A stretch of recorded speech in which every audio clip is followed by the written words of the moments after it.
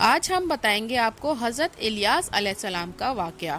حضرت الیاس علیہ السلام کا ذکر قرآن مجید میں 2 جگہ آیا ہے۔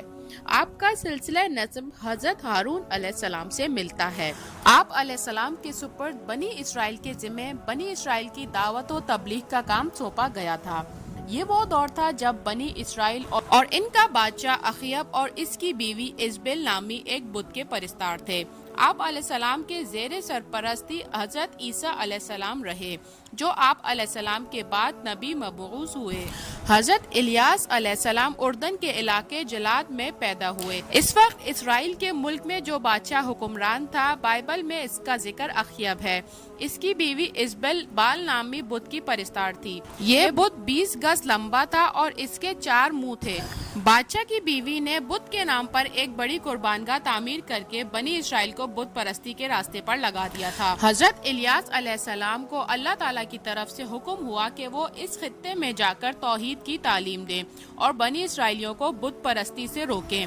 دوسرے انبیاء کرام کی طرح حضرت الیاس علیہ السلام کو اپنے قوم کے ساتھ شدید مشکلات سے دوچار ہونا پڑا۔ ان کی قوم نے ان کو جھٹلایا اور چند مخلص بندوں کے علاوہ کسی نے بھی حضرت الیاس علیہ السلام کی بات نہ مانی۔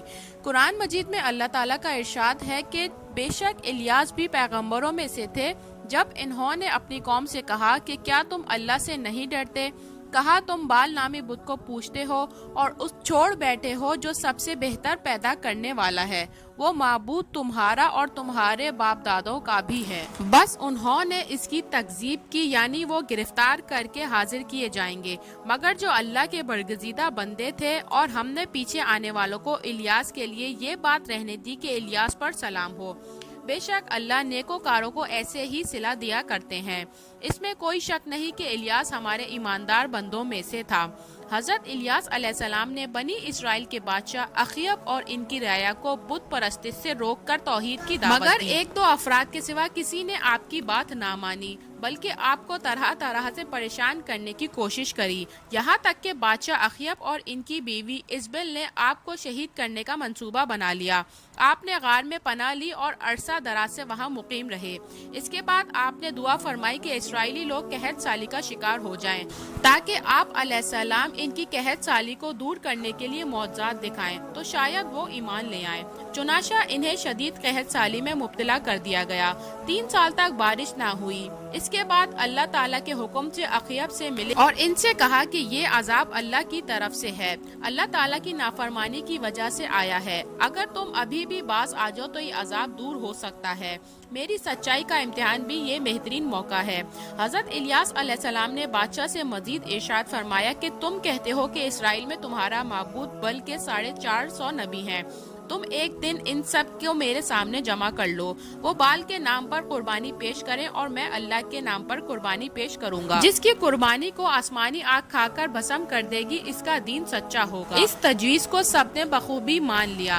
چنانچہ کوہ کرمل کے مقام پر یہ اجتماع ہوا۔ بال کے جھوٹے نبیوں نے اپنی قربانیاں پیش کی اور صبح سے دوپہر تک بال سے التجائیں کرتے رہے، مگر کوئی جواب نہ آیا۔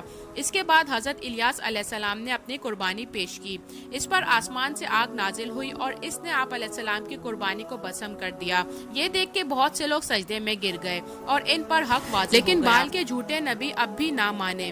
اس واقعے کے بعد موسلا دھار بارش ہوئی اور وہ خطہ پانی سے نہال ہو گیا، لیکن اخیب بادشاہ کی بیوی ایزبل کی آنکھ اب بھی نہ کھلی اور آپ علیہ السلام پر ایمان لانے کے بجائے آپ علیہ السلام کے دشمن ہو گئے اور آپ کو قتل کرنے کی تیاریاں شروع کر دیں۔ یہ سن کر حضرت الیاس علیہ السلام سامریہ شہر سے روح پوش ہو گئے اور کچھ عرصے بعد بنی اسرائیل کو ایک دوسرے ملک یہودیہ میں تبلیغ کرنا شروع کر دی، کیونکہ رفتہ رفتہ بت پرستی وہاں پر بھی پھیلنا شروع ہو گئی تھی۔ وہاں کے بادشاہ یہودام نے آپ علیہ السلام کی بات نہ مانی، یہاں تک کہ وہ حضرت الیاس علیہ السلام کی پیشن گوئی کے مطابق تباہ و برباد ہو گیا۔ چند سال بعد آپ علیہ السلام دوبارہ اسرائیل میں تشریف لائے اور دوبارہ بادشاہ اخیب کے بیٹے اخزیہ کو راہ راست پر لانے کی کوشش کی، مگر وہ بدستور اپنی سرکشی پر قائم رہے، یہاں تک کہ انہیں بیرونی حملوں اور مہلک بیماریوں کا شکار بنایا گیا۔ اس کے بعد اللہ تعالیٰ نے اپنے نبی کو واپس بلا لیا۔ شیطان بھال بتنے بیٹھ گیا اور اس کے نبی باہر بات کرتے تو شیطان اندر سے جواب دیتا کہ تمہارا خدا یہ کہتا ہے، پھر بادشاہ اور تابعین اس کے موافق عمل کرتے۔ بنی اسرائیل جو حضرت یوشع بن نون علیہ السلام کے زمانے سے اسی شہر میں رہتے تھے وہ بھی اس بت کے پجاری ہو گئے۔ حضرت الیاس علیہ السلام ایک پہاڑی میں 7 سال تک چھپے رہے اور سوائے گھاس وغیرہ کے کچھ خورد و نوش نہ تھا۔ بادشاہ نے بڑی تلاش کری لیکن کسی طرح بھی حضرت الیاس علیہ السلام نہ ملے۔ پھر بادشاہ کا بیٹا سخت بیمار ہو گیا، تمام حکیم عاجز رہ گئے۔ بال بت کی بھی بڑی پرستش کری لیکن کچھ نہ بنا۔ بال کے نبیوں نے کہا کہ تیرے سے بال بت ناراض ہو گیا ہے کیونکہ تو نے حضرت الیاس علیہ السلام کو قتل نہیں کیا۔ پھر بادشاہ نے 400 آدمی حضرت الیاس علیہ السلام کی تلاش میں بھیجے۔ ہر جگہ پر ہر غار میں آواز دیتے اور کہتے کہ اے الیاس سامنے آ جا، ہم ایمان لے آئے ہیں۔ حضرت الیاس علیہ السلام نے ظاہر ہونا چاہا لیکن اللہ تعالیٰ نے انہیں روک لیا کہ یہ منافقانہ چال ہے۔